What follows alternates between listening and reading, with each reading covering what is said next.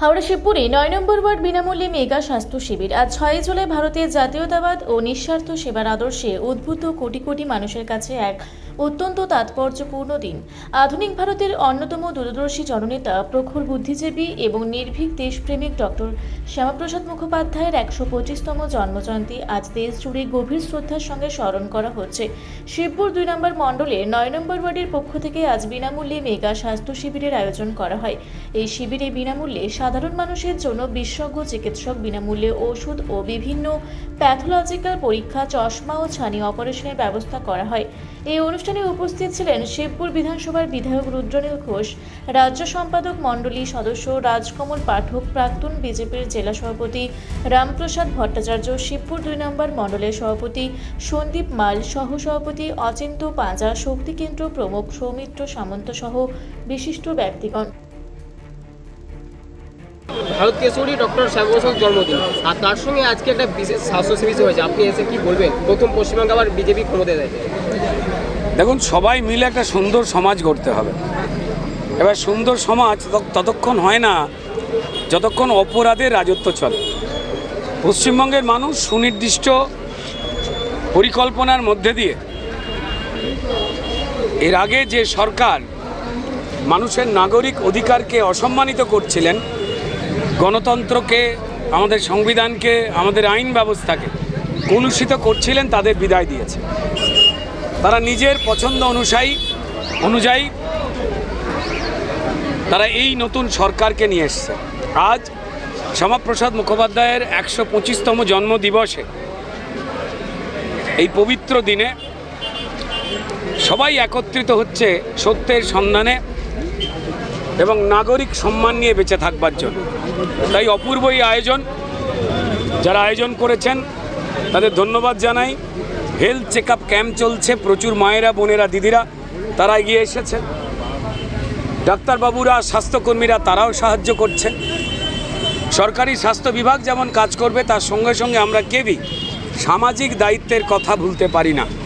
তো তাই একত্রিতভাবে এই সমাজকে আলোকিত করবার জন্য এই মহতি দিনে যে উদ্দেশ্য, যারা আয়োজন করেছেন তাদের ধন্যবাদ জানাই এবং সাধুবাদ জানাই।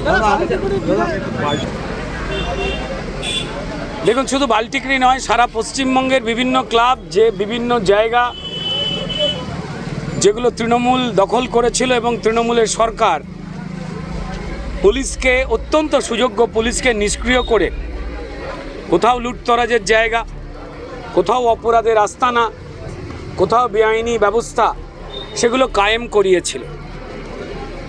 আজ মানুষের আশীর্বাদে নতুন সরকার আসবার পরে সম্মানীয় মুখ্যমন্ত্রী শুভেন্দু অধিকারীর নির্দেশে পুলিশ বিভাগ তারা অত্যন্ত সক্রিয়ভাবে, যে পুলিশকে নিষ্ক্রিয় করে রেখে দেওয়া হয়েছে।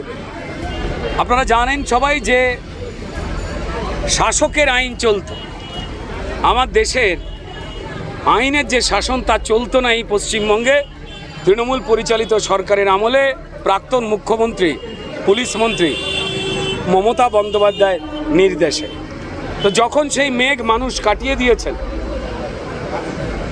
রাষ্ট্রবাদী যে সরকার এসেছে, দেশ এবং মাটিকে এবং মাটির মানুষকে ভালোবাসাই যার প্রধান কাজ, সেই সরকার মন দিয়ে কাজ করছে এবং সাধারণ মানুষের অভিযোগের ভিত্তিতে বিভিন্ন জায়গায় সুপরিকল্পিতভাবে এই ত্রাণের বিভিন্ন মালকে মজুত করে রেখে দিতে দেখা যাচ্ছে এবং বিভিন্ন রকম অদ্ভুত অদ্ভুত জিনিসপত্র বেরোচ্ছে।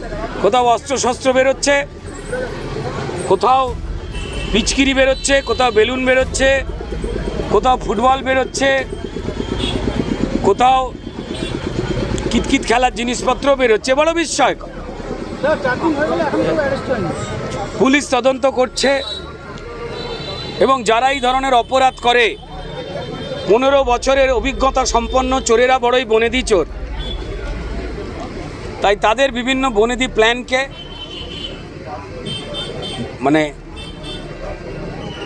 পরাস্ত করে পুলিশ অত্যন্ত বুদ্ধিমত্তার সঙ্গে তারা এগোচ্ছে।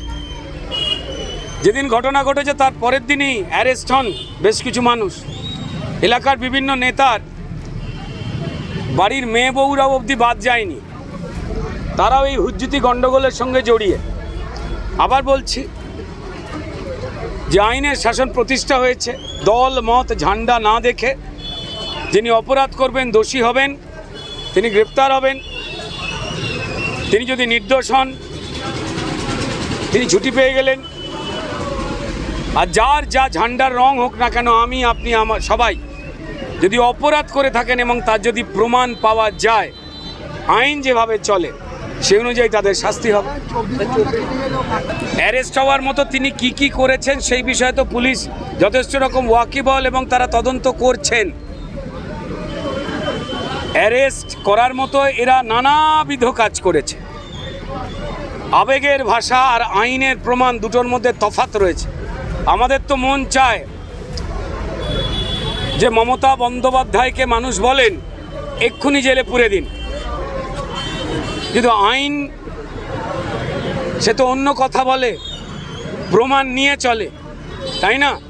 তাই আইনের দৃষ্টিভঙ্গিতে যেটা হবে সেই ঘটনাই কিন্তু ঘটবে। হাওড়া থেকে মণিশঙ্কর বিশ্বাসের রিপোর্ট, রূপসী বাংলা মিডিয়া। আপনারা দেখছেন রূপসী বাংলা মিডিয়া। এখন একটা ছোট্ট বিরতি, ফিরে আসছি বিরতির পর। পুরুলিয়ায় পাত্রপাত্রী যোগাযোগের একমাত্র বিশ্বস্ত প্রতিষ্ঠান বিবাহ পরিচয়। আপনার মনের মতো জীবনসঙ্গী খুঁজতে পাশে রয়েছে বিবাহ পরিচয়। তাই আর দেরি না করে আজই যোগাযোগ করুন বিবাহ পরিচয়। Municipality commercial complex, 2nd floor, Chaibasa road, opposite PWD office, Purulia. Mobile নম্বর 9232440272। ফিরে এলাম বিরতির পর। আপনারা দেখছেন রূপসী বাংলা মিডিয়া।